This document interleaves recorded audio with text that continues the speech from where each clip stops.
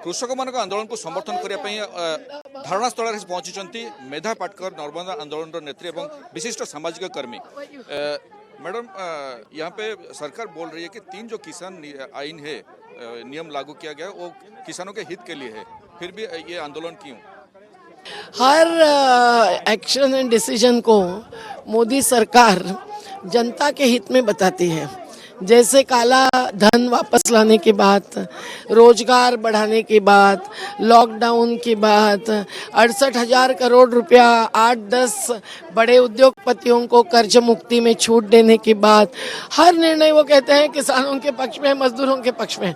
अब किसान मजदूर समझ चुके हैं, वो तो हर निर्णय बड़ी कंपनियों के पक्ष में ले रहे हैं। 44 कानून वापस कर रहे हैं, तो फिर क्या होता है? कोर्ट में खड़े रहना मुश्किल है। इंडस्ट्रियल ट्राइब्यूनल में मैं लड़ती हूँ, we are also trade union. हम लोगों को industrial disputes act, factories act, payment of wages act, इस सब का आधार होता है। Inter state migrant workmen's act, जिन लोगों को 1700 किलोमीटर चलने से उपवास करके हमको रोकना पड़ा, उनके लिए जो कानून था 1979 का, वो भी उन्होंने खत्म किया। 1996 का निर्माण मजदूर कानून खत्म किया। अनऑर्गेनाइज सेक्टर वर्कर्स एक्ट 2008 खत्म किया। और किसानों के पक्ष में जितनी भी नीतियां या योजना थी उसका अच्छा अमल करना, मंडी में थोड़ा भ्रष्टाचार था उसको खत्म करना, इसके बदले वो पूरी व्यवस्था खत्म करके निजी हाथों में सौंपने का काम उन्होंने किया। तो इससे किसको फायदा होगा? ये जो 3 कानून लाए, अर्थात जो बड़े बड़े पूंजी निवेशक है उनका ही फायदा होगा। वो पूंजी डालेंगे, बड़े बड़े गोडाउन्स खड़े करेंगे, अत्यावश्यक वस्तु जो है तिलहन दलहन उसका वो स्टोरेज करके फिर ज्यादा भाव में बेचेंगे। वो क्या क्या नहीं करेंगे। मनोहर लाल खट्टर कह रहे हैं कि एमएसपी अगर नहीं होगा तो मैं राजनीति छोड़ दूंगा। अच्छा है, वो बने रहे उस पर और देखे क्या होता है। एमएसपी कानून में नहीं है। एमएसपी को कानूनी कवच छत्तीसगढ़, राजस्थान, पंजाब ने कुछ हद तक दिया है, पर मोदी जी के 3 कानूनों में एमएसपी का जिक्र नहीं। जब आंदोलन उठा तब वो सब बोलने लगे, निर्मला सीतारामन, राजनाथ सिंह, और खुद मोदी जी कभी बोलते नहीं है, आपके मीडिया से भी बात नहीं करते। वो बोलने लगे कि नहीं हम एमएसपी बने रहेगा, मंडियां बनी रहेगी। प्रत्यक्ष में उसको खत्म करने की ये साजिश है। अब उड़ीसा के कई सारे जन आंदोलन में शामिल हुए हैं, चाहे पोस्को हो या चाहे नियमगिरी हो, तो उड़ीसा में जो कानून है, कृषि कानून है, वो किस तरह देखते हैं आप? ओडिशा में भू अधिग्रहण कानून बहुत महत्व का है, क्योंकि ये एक झारखंड, छत्तीसगढ़, उड़ीसा की जो बेल्ट है उसमें जो प्राकृतिक संपदा है वो सबसे महत्व का आधार है आजीविका का, आदिवासियों का और अन्यों का भी।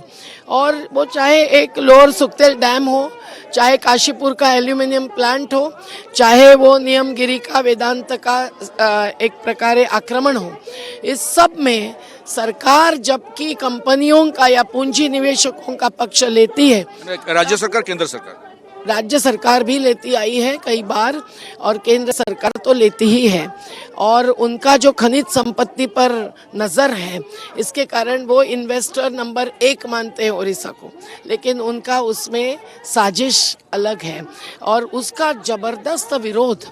हम मरेंगे नहीं, डूबेंगे नहीं, पर हम हटेंगे नहीं, ये कहते हुए जो किसान कर रहे हैं, उन्होंने वहाँ खनिज संपदा को रुकवाया, उन्होंने बालियापाल का संघर्ष जीता, तो आज नियमगिरी का संघर्ष जीतते हुए जो ग्राम सभा के निर्णयों को सुप्रीम कोर्ट ने भी आधार के रूप में मंजूर किया, वही आधार मंजूर है। हमारा नारा है लोकसभा से ऊंची ग्राम सभा, और ये विकेंद्रीकरण निर्णय प्रक्रिया का जितना संविधान में है, 243वीं धारा में है, वो मोदी सरकार नकार रही है।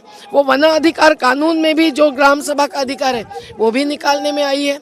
वो पेशा कानून का अमल करने के पक्ष में नहीं है। वो 2013 का भू अधिग्रहण कानून भी नहीं मांग रहे। तो फिर उनके साथ बातचीत में आधार क्या होंगे, मुद्दे क्या होंगे?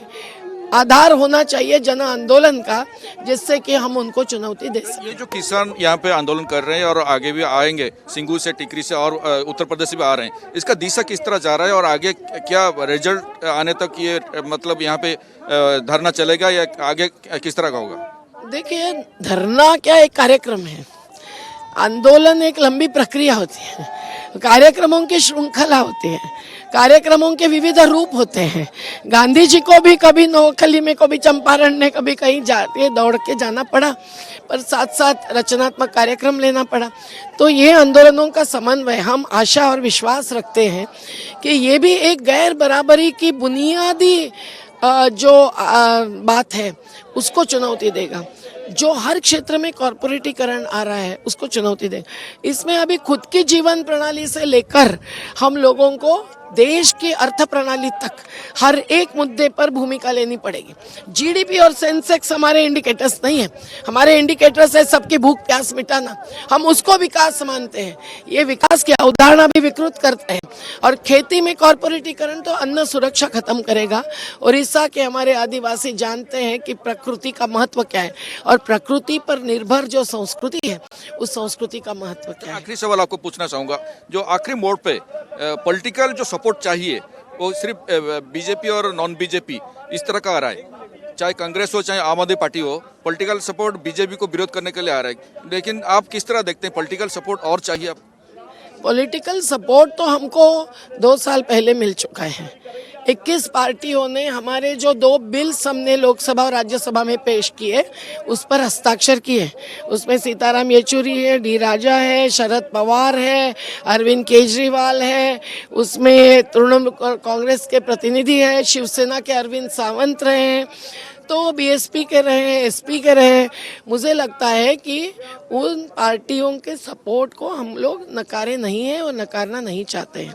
हम चाहते हैं कि केवल इलेक्ट्रल पॉलिटिक्स तक सीमित नहीं रहे, हम नॉन इलेक्ट्रल पॉलिटिक्स में हैं, जो जिसके सिवाय आज रास्ता नहीं है। क्योंकि चुनाव आयोग भी हस्तक्षेप के बिना नहीं चल रहा है और चुनाव में जो घोटाले हो रहे हैं उसका तो वर्णन करूंगी तो रात निकल जाएगी।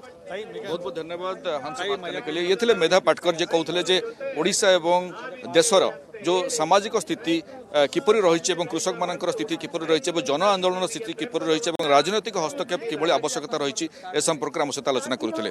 नूआदिल्ली कैमरा पर्सन राजेंद्र सह स्मृति रंजन बेहरा, कनेक्ट न्यूज।